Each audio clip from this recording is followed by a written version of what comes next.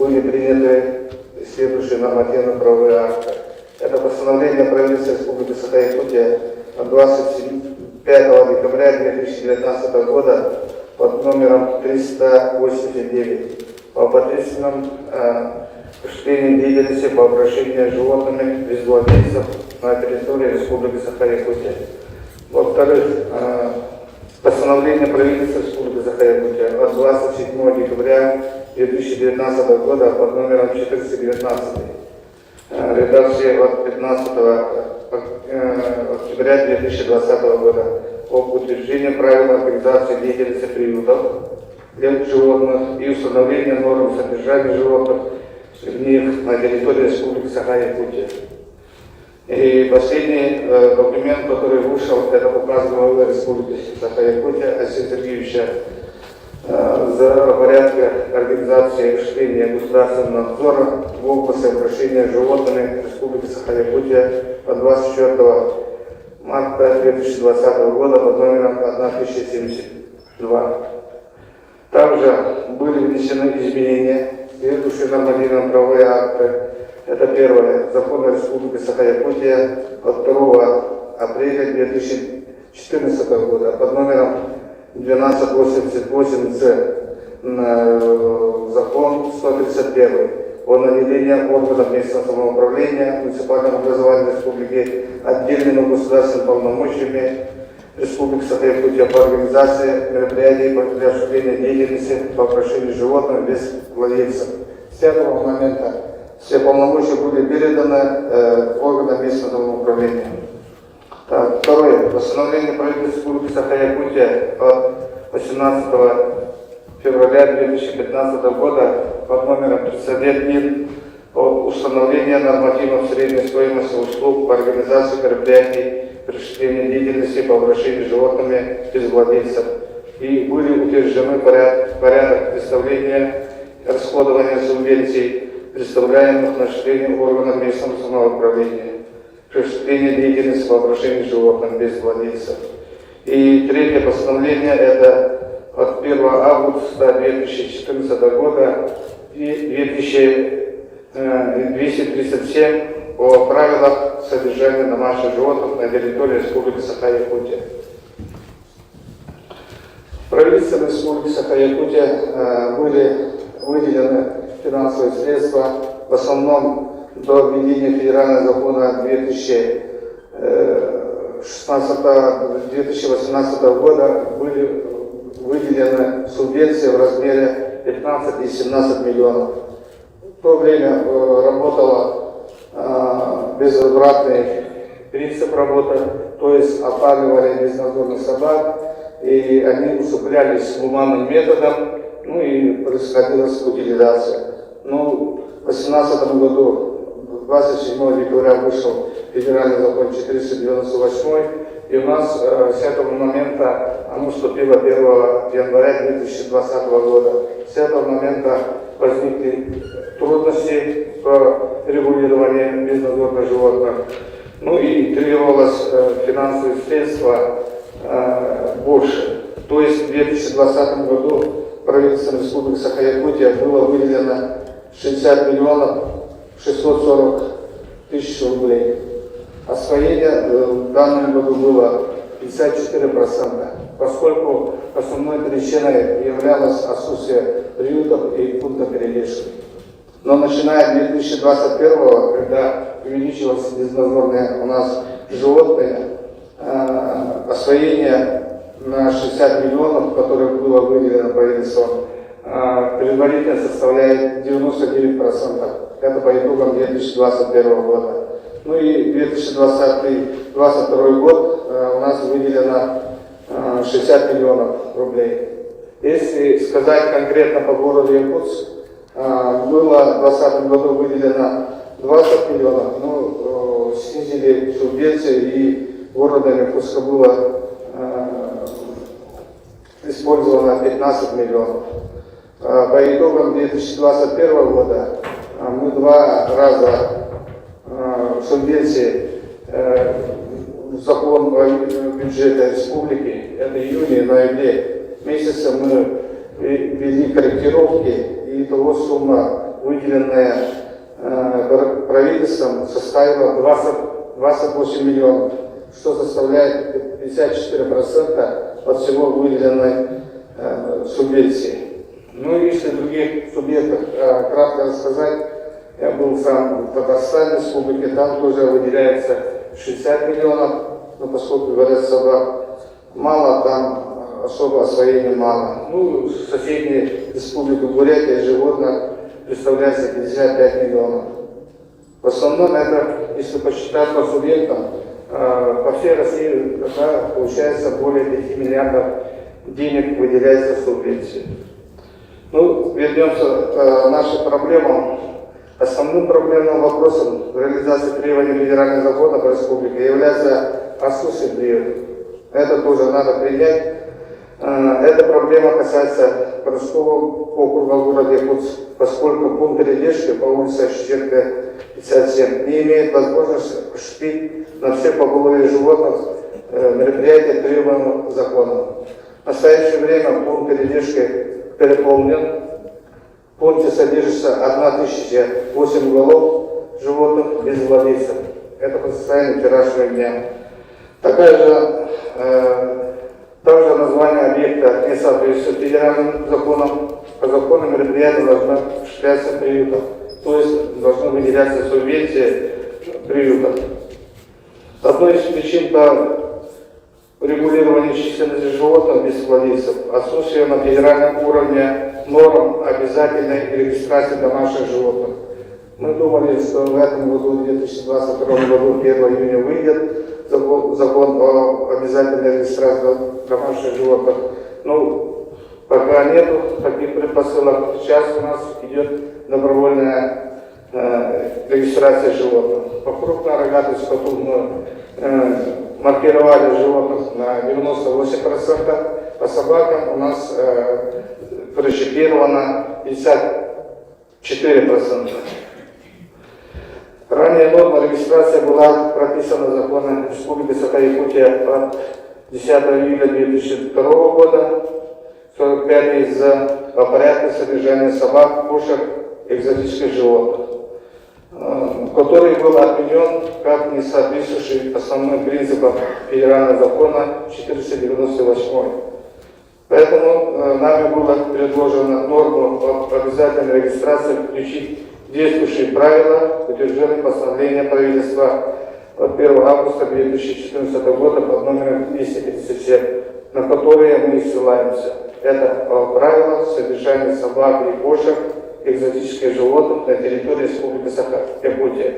Однако было получено отрицательное заключение прокуратуры Республики Саха-Якутия, так как противоречит федеральным нормам. В настоящее время в Кодексе Республики Саха-Якутия по административному правонарушению статьей 5.3 предусмотрено наложение штрафов за отсутствие регистрации. Но данная статья не работает. Почему не работает? Потому что отсутствие нормативной акты об обязательном регистрации животных. По данной статье сейчас должны работать административная комиссия, то есть они должны составлять протокола и выносить постановления. Соответственно, принятие нормативного акта в настоящее время, как на муниципальном уровне, до принятия на федеральном или на республиканском уровне решило бы проблему федерального пробела данного закона. Также по регистрации домашних животных основным подспорьем было внесение модуля рейд-агро. Это сельское поселение, всех домашних животных городского округа, который по предложению Главного управления ветеринарии было приобретено управлением сельского хозяйства городского округа города Якутск в сентябре 2021 года. Стоимость не очень большая, 11 500 рублей в год. И в конце хотел бы добавить на основании вышеизложенного, департамент ветеринарии предлагает следующее. Первое. Предусмотреть дополнительный земельный участок на территории города Якутска под обустройство приюта для благотворительного фонда «Помоги выжить». Она несколько раз заявляла, что при выделении земельного участка она может открыть альтернативный приют на общественных началах, и она может заняться безнадзорными животными, которые прошли через пункт передержки, прочипированы. По закону, если они прошли через пункт передержки, вторично мы не можем их в дальнейшем второй раз привлекать пункты передержки. Да? И второе, для принятия нормативных актов по обязательной регистрации на федеральном или республиканском уровне принять нормативный акт на муниципальном уровне, то есть по городу Якутск, чтобы по статье 5.3 принять административные меры за отсутствие регистрации. Хотел бы еще напомнить, уважаемые коллеги, решение Верховного суда Республики Саха-Якутия от 2016 года. У нас статья про Республику Саха-Якутия была аннулирована. То есть с 2016 года наши инспектора не имеют права штрафовать за нарушение правил содержания животных. Но еще раз хотел бы на чаше весов поставить Республику Бурятия.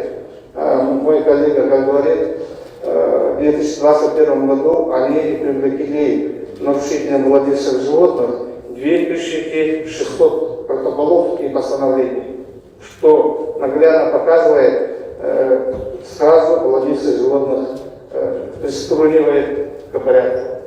В данное время сейчас штрафные санкции нету, но у меня есть инспектора, которые расположены в районах. Это 306 государственных инспекторов, расположены в каждом районе республики. В данное время мы вынуждены составлять предписание, и через 2 месяца мы составляем протокол и направляем в мировой суд, где штраф составляет 500 рублей. Также, в-третьих, мы предлагаем, что правила благоустройства по городскому округу включить норму, исключающую свободный выбор с применением штрафных санкций административной комиссии ПК Республики Саха-Якутия. Ну и последнее, 4, заполнить модуль РЕК-Агро, сельское поселение, и внести всех домашних животных городского округа, данные сельские, которые сейчас имеются с сентября 2021 года, там учитывается фамилия, имя собственника, сколько животных, крупная скота, коза, там, овес и 5 собак. Поэтому мы можем идти к учету данных собак, то есть Петр Петрович имеет 6 собак. Это у нас будут данные. В то же время у нас действует бесплатная федеральная программа Россельхознадзора. Это все звери, которые мы зарегистрировали в добровольном порядке, 54%, которые сейчас прочипированы. То есть мы можем сказать, что Иванов Иван Иванович, проживавший от Подорожная 3, имеет 2 собаки, чипы, номера такие. При первом запросе мы имеем право направить данные сведения любому органу исполнительной власти. У меня кратко все. Спасибо, Петр Лукич. Уважаемые коллеги, будут ли вопросы к Петру Лукичу? Пожалуйста, депутат Данил Иванович. Петр Лукич, добрый день. У вас с муниципалитетом какие взаимодействия, какой алгоритм действий идет? Вы говорите, что сейчас нет регистрации, мы не можем определить количество голов, там сколько собак у нас. Вот это взаимодействие у вас как идет вообще? С учетом того, что сейчас мы недавно тоже закон о публичной власти, где говорится, что взаимодействие с муниципалитетами, тут как единая команда должны работать. В этом направлении чуть-чуть расскажите, пожалуйста. По регистрации кто, чьи полномочия это? Ветеринарии или... Но все равно тут взаимодействие должно быть. По закону ветеринарии Российской Федерации, да, вся идентификация, учет остается за органом исполнительной власти в области ветеринарии, то есть департамент ветеринарии, который сейчас мы сделали 64%, которые мы в добровольном порядке проводим регистрацию. В то же время, как я и сказал, регулярно сельские территории, да, они имеют право провести на своем муниципальном уровне о количестве голов индивидуальных предпринимателей, ну, любой, они могут вести. То есть о домашних животных, в котором входят и собаки. Поэтому мы сейчас пришли к мнению с прокуратурой, у нас была проверка до Нового года, поэтому сейчас мы ввели, согласно федеральному закону 151, начинаем разрабатывать требования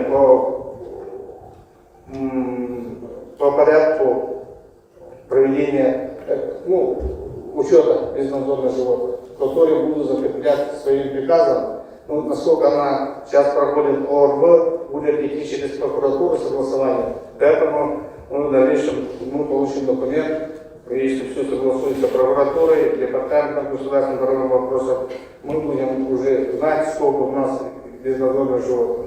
Я хотел бы еще добавить, у нас федеральный закон не до конца доработан, там нет метода определения агрессивности собак, по которому мы сейчас и работаем. Пожалуйста, депутат Якоров Александр Петрович. Депутат Якутской городской думы от КПРФ Яков Александр Петрович. Петр Петрович, скажите, вы на этой должности сколько лет или месяцев? Давно занимаете эту должность? Руководителя департамента ветеринарии Республики Саха-Якутия.